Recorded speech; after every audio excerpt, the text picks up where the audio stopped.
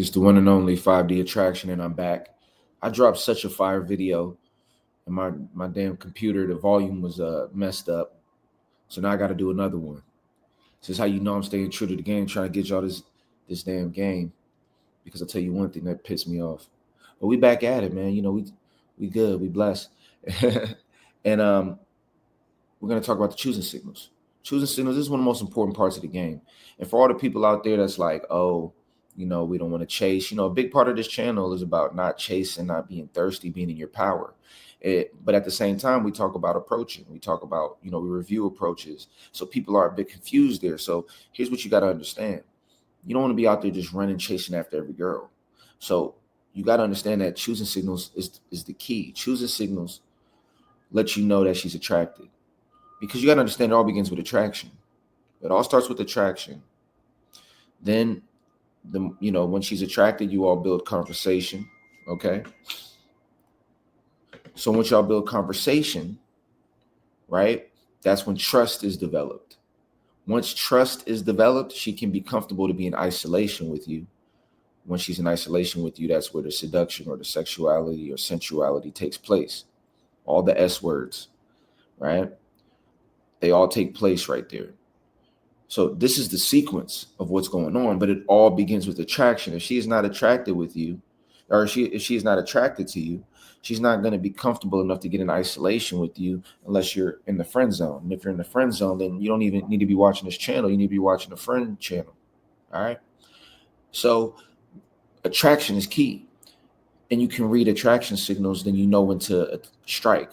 Now, here's the problem. This is another reason why this video is important. There's two people that need to understand choosing signals. Number one is guys that are getting choosing signals all the time, but they're not approaching. That's why I talk about approaching. It's because there's a lot of guys like that. You know, women are giving you choosing signals all the time, and you're too nervous to get at them. You try and have a girl come to you. Doesn't make sense.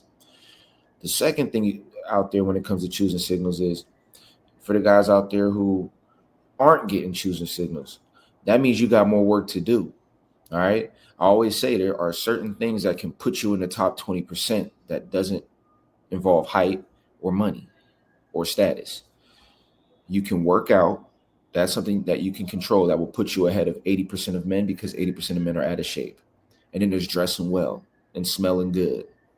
If you dress well, you have a nice cologne set, you work out a lot, and you have a good physique, that will already put you in the top 20%. Because I'm telling you, first of all, like over 50% of people almost are obese. 30 to 50% are obese. Not even talking fat or out of shape. Then you got to think about how many people are straight males that are available, that aren't married, that aren't in a relationship, that aren't gay. You know what I mean? Same thing with women to some capacity. But definitely, you know, if a woman dresses well and is in shape, that can help her. But with guys especially. All right. So if you are getting choosing signals, then you know you can approach straight like that. Simple as that. Now, what are the choosing signals? And it's simple. These are the three main ones that I'm going to touch on. I have a whole video on choosing signals. Watch that. Very good video that I did a while ago. The first one is eye contact. If she's looking at you for more than 1 to 2 seconds, she's attracted. All right. Because people don't look at people they're not attracted to longer than 1 second or 2 seconds, unless you have something going on with your face or something. Looking for a longer period of time shows that she's attracted. She likes what she's seeing. You should approach. Second thing, when it comes to them touching their hair, that's big. Generally, when you look at a girl and she touches her hair, that means that she's a little nervous. She needs to do something with her body. You know what I mean? That's a good sign. And then the third sign is being in close proximity. And that happens a lot. I see guys out there in the field, they got a girl standing around them the whole time looking at them, and they just don't say nothing. They just standing there. You know, but if she is in close proximity, she's constantly orbiting around you, you should approach. All right. Now, the power of approach, which I'll talk about in the next video, indirect is very powerful. People look at indirect as like it's a super complicated thing, but I think it's very powerful because you don't have to necessarily go direct and be like, hey, girl, you know, like, hey, how you doing? I thought you was really pretty. No, indirect is like, let's say you're sitting there, she's orbiting you and you at a spot. You go, oh, hey, what's up? How you feeling tonight, man? You here with any friends? What's going on? Oh, I'm just chilling, blah, blah, blah. Oh, that's what's up, man. Have you been here before? That's it. Any opener. Or she could be standing there dancing around you. You be like, oh, you got some moves. I see you. Oh, whatever. Yeah, like, you know, And that's it. You just start talking. You know what I mean? Oh yeah, you here with some friends? What's going on? You from here? It's just that's it. Indirect. You go in there, start talking, because you already got them choosing signals. Every time I do that, or you see someone do that, the girls just eats it up. So the biggest thing is you got to be willing to approach. And there's a lot of guys out there, the pretty boys they used to call them, or the people who get the choosing signals but are afraid to approach, and that's the problem. You got to understand.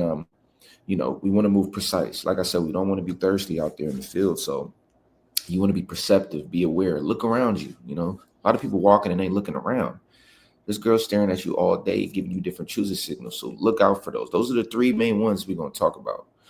And what you'll see is as soon as you see that signal, you go in there indirect. Hey, how you doing?